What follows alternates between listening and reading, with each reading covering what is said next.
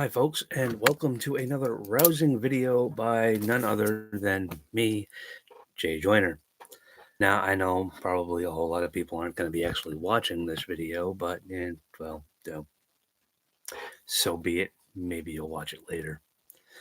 All right, today's discussion is, was Judas Iscariot really a bad guy? Now, I know this isn't exactly, popular belief, but there's, you know, good bit of and in my mind, there's a good bit of I don't know, there's a little bit of a gray issue here when it comes to what actually happened to Judas Iscariot. Um, just a couple of questions that I have is that, first off, I follow the Bible, God's holy word, and just a few things that I have a little bit of questions about. If, for instance, the whole thing with Judas, if Jesus knew that Judas was going to betray him, as it states in Matthew 26, verses 21 through 25, Jesus knew. But wasn't that the point? That the whole role that Judas had to play in Jesus' death was ordained by God. It had to happen in order to save the world from sin. So, isn't it true to say that if it wasn't for Judas, we never would have been saved from damnation? I'm going to read to you from Matthew chapter 26, the verses 21 through 25. And we're going to go from there. And as they were eating, he said, "Truly I say to you that one of you will betray me." And being deeply grieved, they each one began to say to him, "Surely not I, Lord." And he answered and said, "He who dipped his hand with me in the bowl is the one who will betray me. The Son of Man is to go, just as it is written of him, but woe to that man through whom the Son of Man is betrayed. It would have been good for that man if he had not been born." And Judas, who was to betray him, answered and said, "Surely it is not I, Rabbi." He said to him, "You have said it yourself." Even Judas doubted it. But we all know that in the end, Judas eventually did, in fact, betray Jesus to the Romans. Now, it's very odd. And the other thing that's kind of odd is, why 30 pieces of silver? Why did he betray a man that he walked with and and did miracles with? Why did he trade him over for 30 pieces of silver, which you can find in Matthew 27:3, where it states that I'm on the wrong page, where it says, "Then when Judas, who had betrayed him, saw that he had been condemned, he felt remorse and returned the 30 pieces of silver to the chief priest and elders, saying, 'I have sinned by betraying innocent blood.' But they said, 'What is it? What is that to us? See to that yourself.' And he threw the pieces of silver into the sanctuary and departed, and he went away and he hanged himself."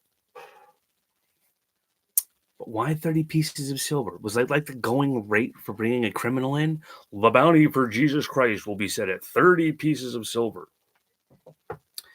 Now, the Catholic Church and most other denominations would have you believe that there is a special place in hell for Judas Iscariot.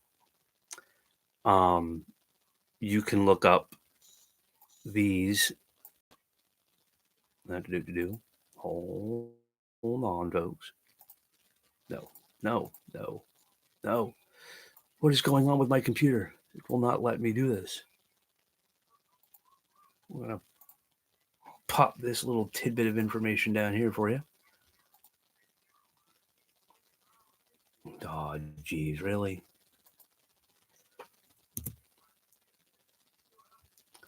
Okay, well, that didn't exactly do what I wanted it to do, so I'll just put it down in the description later. Because let's try this again here. Maybe if I was already ready for this. Well, here we go. There's one.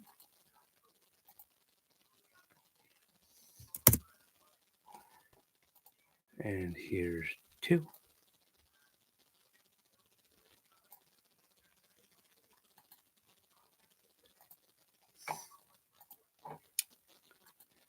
Now, I got into an argument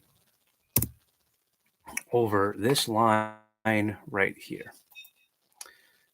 The Catholic Church and other denominations would have you believe that there's a special place in hell for Judas Iscariot. Now, everything that I've looked at, I haven't been able to find it. However, the question that I have to ask is, why did Judas go to hell? Why would God condemn Judas for acting out his plan to save the world? I mean, honestly, I think the way it was written and the way that the churches wanted to believe, I think it's just because they just needed someone to condemn for sending the Son of God to the cross. I mean, if you read the entire story in Matthew chapter 27, 1 through 10, Judas commits suicide for what he did. However, in Acts chapter 1, verses 24 and 25, Paul asks in prayer which one of these people should replace Judas, because it says that Judas went to his own place, which honestly could mean that Judas turned his back on Christ completely and indeed went to hell. Even a pope, um, Pope Pius the 11th, stated that Judas, an apostle of Christ, who was one of the 12, as the evangelists sadly observe, was led down to the abyss of iniquity precisely through the spirit of greed for earthly things, which tells us that as you read through the gospel, you will also learn that Judas did, in fact, kind of, he coveted money and earthly things. So that, in fact, would condemn him to hell for turning his back on Christ, the man that he followed. But wasn't he instrumental in the salvation of the world? Is basically my whole entire thing. So was Judas really such a bad guy? Now, I got into an argument with somebody on Facebook about this. Uh, they wouldn't post my questions on uh, Not Ashamed of Jesus Christ because I stated that the Catholic Church teaches this. And this lady wanted to tell me that no, that was false. The Catholic Church doesn't actually teach that Judas went to hell. But in all actuality, they did. And they probably, now they don't so much anymore. Actually, the Pope Francis came out with stating that he had remorse for Judas and that Judas was probably saved by Christ at the end. Um, Again, that kind of contradicts a whole like millennial of teaching that the Bible teaches and that uh, the Catholic Church teaches. A lot of other churches teach, which if you click on these two links, um, they'll take you to where other churches have actually said that yes, they believe that he went to church for betraying Christ. But again, my whole question is was he really that bad of a guy? He was instrumental in it. But this is something to make you think.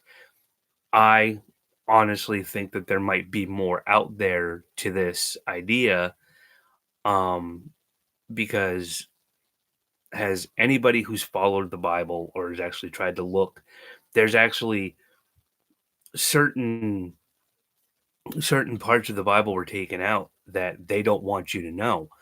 um, Judas Iscariot wrote his own gospel on Christ, but the Catholic Church doesn't want you to read it. The Vatican doesn't want you to read it because it goes against their teachings.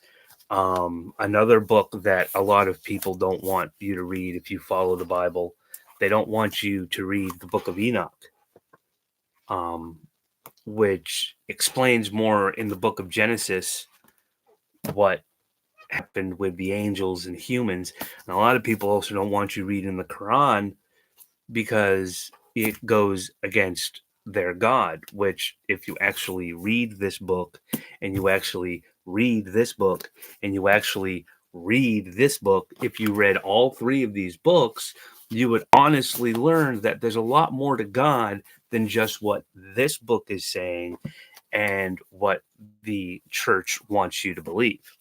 And that is what I am here to do, folks. I am here to give you the truth as far as what I have found and what I believe to be the truth. I mean, you can take it for what it is. Uh, I personally think that there is more to God than what they're telling us. But hey, what do I know, right? I'm just a poor white man who doesn't go to church but believes in God. So, folks, that is it. Short, sweet, to the point. Um, if anybody has any questions, if anybody has any more thoughts on this, please put it down in the comment section and feel free to, state your mind on this one. Um, but yeah, that is all. Just my thoughts. Take care. Y'all have a good one.